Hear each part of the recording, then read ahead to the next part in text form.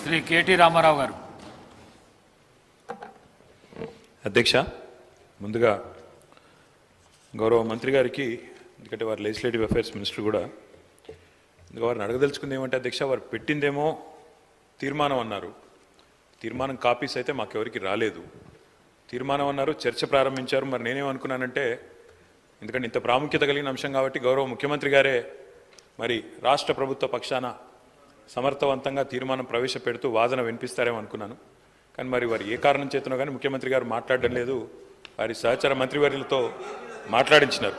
మరి ఇక వారికి మాట్లాడడం ఇష్టం లేక మాట్లాడతలేరా, ఇబ్బంది అయి మాట్లాడతలేరా నాకు తెలియదు. కానీ అధ్యక్ష, మాకు గత 10 సంవత్సరాలుగా మేము అక్కడ ఉండి చెప్పిందే ఇవాళ శ్రీధర్ బాబు గారు చెప్పిన అధ్యక్ష, కొత్తదేం లేదు. స్పీకర్ సార్, ముఖ్యమంత్రి గారు వారికి పాపం వారి ప్రధాన ప్రతిపక్ష నాయకుడిని ఏదో అనిపించాలనే ఉబలాటం ఎక్కువ కనిపిస్తుంది.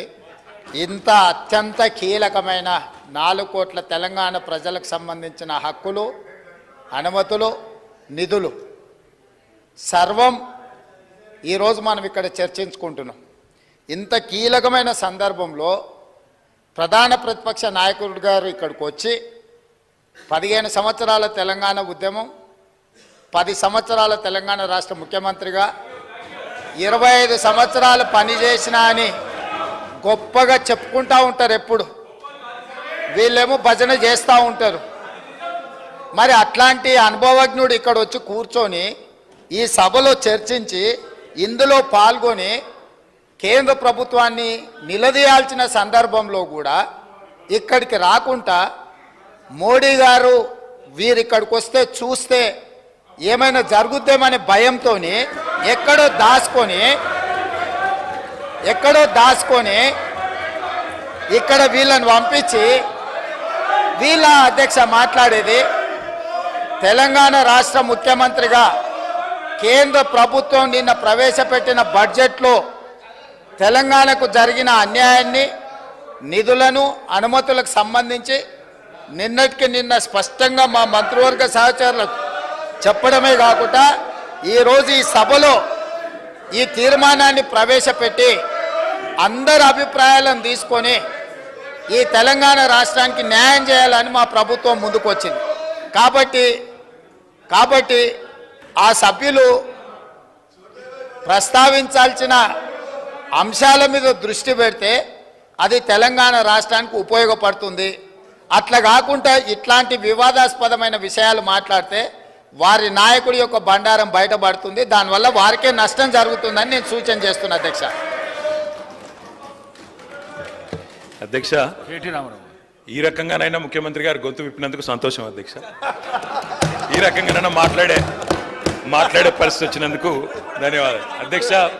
ఒక్క మాట అధ్యక్ష, కేసీఆర్ గారి గురించి, మా పార్టీ గురించి వారు మాట్లాడిన మాటకి నేను ఒకటే వారికి చెప్పేది అధ్యక్ష, ఇక్కడ ఉండే ఈ నాయకుడి స్థాయికి మేము చాలా అధ్యక్ష. కేసీఆర్ గారు అవసరం లేదు అధ్యక్ష. ఆయన వచ్చినా రాకున్నా తప్పకుండా సమాధానం చెప్పే సత్తా మాకుంది. మీ సత్తా తెలుసు, మీరు ఇక్కడ ఉండి అక్కడ పోయిన వాళ్ళే, మీ సత్తా తెలుసు. కేసీఆర్ గారు అవసరం లేదు మీకు, మేము సరిపోతాం. మాకు సమాధానం చెప్పండి చాలు మీరు. అధ్యక్ష, వారు అన్నారు అధ్యక్ష తీర్మానం అని. అసలు తీర్మానం ఎక్కడుంది అధ్యక్ష? మాకైతే కాపీ రాలే. ముఖ్యమంత్రి గారు అంటున్నారు తీర్మానం ప్రవేశపెట్టిన. తీర్మానం ఏది అధ్యక్ష? అసలు మీరు ప్రవేశపెట్టిన తీర్మానం ఏది? శ్రీధర్ బాబు గారు, మీరు legislative affairs minister, where is the resolution? Resolution లేకుండా చర్చ ఏంది అధ్యక్ష? అసలు ఈ షార్ట్ డిస్కషనా, రెజల్యూషనా, ఏం పెడుతున్నారో కూడా తెలియకుండా హౌస్ నడుపుతున్నారు. ఇప్పుడు మినిస్టర్ గారు, గౌరవ ముఖ్యమంత్రి గారు స్టేట్మెంట్ చేశారు. స్టేట్మెంట్ చేసి మీ అభిప్రాయాలను తీసుకొని చాలా డెమోక్రటిక్గా పోతా ఉన్న సందర్భం. మీరు డెమోక్రసీ వద్దు, డెమోక్రటిక్ పోవద్దు అంటే మేము స్పెసిఫిక్గా తీర్మానం చేస్తాం. దాని పరంగానే దాంట్లోనే మీరు ఆ అంశాల విషయంలోనే మేము డెమోక్రటిక్గా ఒక స్టేట్మెంట్ చేశాం. స్టేట్మెంట్ తర్వాత మీ అభిప్రాయాలను తీసుకొని ఈరోజు మేము ఒకటి ఆలోచన చేయాలా. దాంట్లో ఏముంది సార్ అధ్యక్ష? ఈరోజు గవర్నమెంట్ బిజినెస్లో ఏముంది? మేము స్టేట్మెంట్ చేసి మీ అందరి అభిప్రాయాలను తీసుకొని తీర్మానాన్ని ప్రవేశపెడతాం. మీ అభిప్రాయాలను కూడా దాంట్లో పరిగణనలో తీసుకొని తీద్దామని ఆలోచన చేస్తే వద్దు అంటే ఇప్పుడే పెడతాం. 5 నిమిషాలు బ్రేక్ ఇవ్వండి అధ్యక్ష. ఇప్పుడే తీర్మానం పెడతాం, అదే తీర్మానం ప్రకారం పోదాం. యూనిలాటరల్గా మీరు అనేక సందర్భాల్లో తెలంగాణ రాష్ట్ర ప్రభుత్వం ఆ రోజు తీర్మానం పెట్టాం, యూనిలాటరల్గా పోకుండా ఓ డెమోక్రాటిక్ స్పిరిట్లో మీ అభిప్రాయాలను తీసుకొని పోదామంటే వద్దంటే ఎట్లా? వదిలేద్దాం. 5 నిమిషాలు బ్రేక్ ఇవ్వండి సార్ అధ్యక్ష, మేము రెజల్యూషన్ పోయి చేస్తాం. పల్లా రాజేశ్వర్ రెడ్డి గారు కూర్చోండి. కేటీ రామారావు గారు. అధ్యక్ష, మేము 10 ఏళ్ళు అక్కడ కూర్చున్నాం అధ్యక్ష. 10 ఏళ్ళు ప్రభుత్వాన్ని నడిపాం. ఒక స్టేట్మెంట్ కానీ ఒక రెజల్యూషన్ కానీ ప్రవేశపెట్టినప్పుడు ముందుగా సాంప్రదాయం ఏంటంటే అధ్యక్ష, అసలు ప్రభుత్వం ఏం చెప్పదలుచుకున్నది, ఏ అంశం మీద చర్చ చేయదలుచుకున్నది, ముందు దాని ప్రతులు అందరికీ పంచాలి. అధ్యక్ష, కొద్దిగా హౌస్ని ఆర్డర్లు పెట్టండి అధ్యక్ష. నేను మీ మంచి కోసమే చెప్తున్నా, ప్రభుత్వం ఎట్లా నడపాలో చెప్తున్నా. నేనేమంటున్నా అంటే అధ్యక్ష, వారు ముఖ్యమంత్రి గారు వారు గతంలో మంత్రిగా పనిచేయలేదు, వారికి సభా వ్యవహారాల అనుభవం లేకపోవచ్చు. శాసనసభ వ్యవహారాల మంత్రి గారు సీనియరు, గతంలో కూడా లెజిస్లేటివ్ అఫైర్స్ నిర్వహించారు. నేను మీతో కోరేది ఒకటే, ఈరోజు వదిలేయండి సరే, ఈరోజు వదిలేయండి, చర్చలో పాల్గొంటాం, బ్రహ్మాండంగా చెప్తాం. కానీ రేపు ప్రజలకైనా ప్రజలకు కూడా తప్పుడు సంకేతాలు పోవద్దు అధ్యక్ష. మేము చెప్పేది ఏమంటే, ఇట్లాంటి ముఖ్యమైన అంశంలో నేను సిన్సియర్గా చెప్తా ఉన్నా రేవంత్ రెడ్డి గారు, సిన్సియర్గా చెప్తా ఉన్నా శ్రీధర్ బాబు గారు, మా పార్టీ తరఫున మీరు ఈరోజు ఏదైతే ఇప్పుడు ఓపెనింగ్ స్టేట్మెంట్ మీరు ఇచ్చారో, మీరు లిఖితపూర్వకంగా ఇవ్వలేదు, వర్బల్గా ఇచ్చారు, we welcome it. 100% we stand by you, we support you. ఈ విషయంలో అనుమానం లేదు అధ్యక్ష. ముఖ్యమంత్రి గారు. సార్, సభను తప్పుదోవ పట్టించేదానికి వాళ్ళ కుటుంబం అంతా సభను తప్పుదోవ పట్టించే పని మీదనే ఉన్నట్టున్నారు అధ్యక్ష. అధ్యక్ష, సభ అధ్యక్ష దయచేసి తమరి అనుమతితో దయచేసి ప్లీజ్ సభానాయకులు మాట్లాడేటప్పుడు మీరు రన్నింగ్ కామెంటరీ ఆపేసండి దయచేసి, ప్లీజ్ ప్లీజ్. అధ్యక్ష, మీరు ఇక్కడి నుంచి వస్తే అక్కడి నుంచి వస్తున్నది.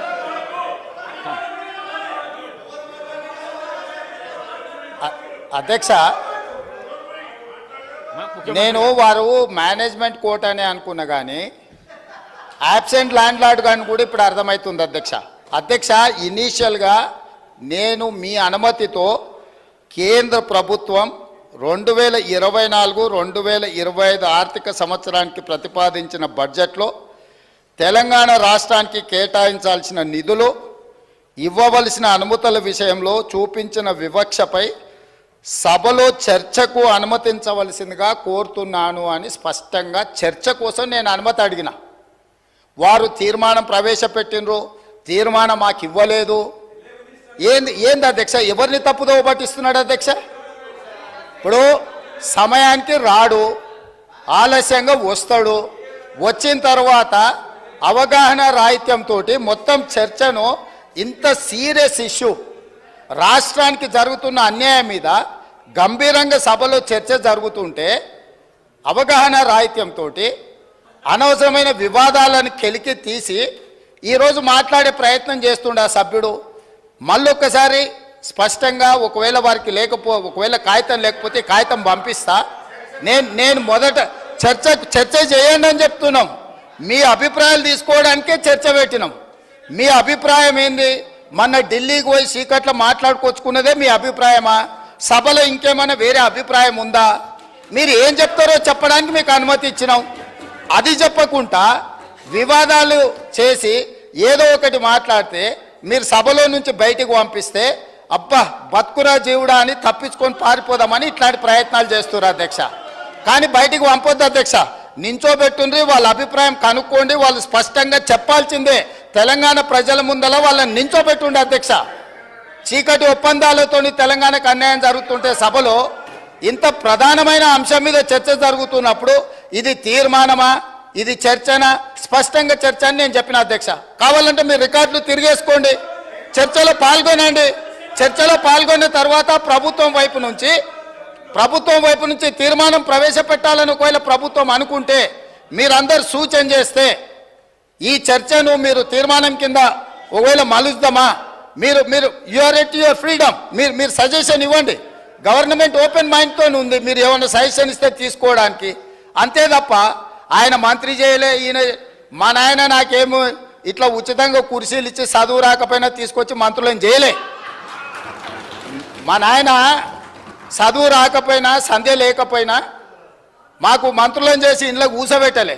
మేము కష్టపడి కింద నుంచి జిల్లా పరిషత్లో పనిచేసినాం, శాసన మండలిలో పనిచేసినాం, శాసనసభ్యుడిగా పనిచేసినాం, పార్లమెంటు సభ్యుడిగా పనిచేసినాం, ఈరోజు ముఖ్యమంత్రిగా పనిచేస్తున్నాం అధ్యక్ష. ఇదంతా స్వయం కృషితోని కష్టపడి తెలుసుకొని అవగాహన కల్పించుకొని సభలకు వచ్చినాం అధ్యక్ష. అయ్య పేరు తాత పేరు చెప్పుకొని ఇందులోకి రాలేరు. కాబట్టి దయచేసి వివాదాల వైపు చర్చ వద్దు.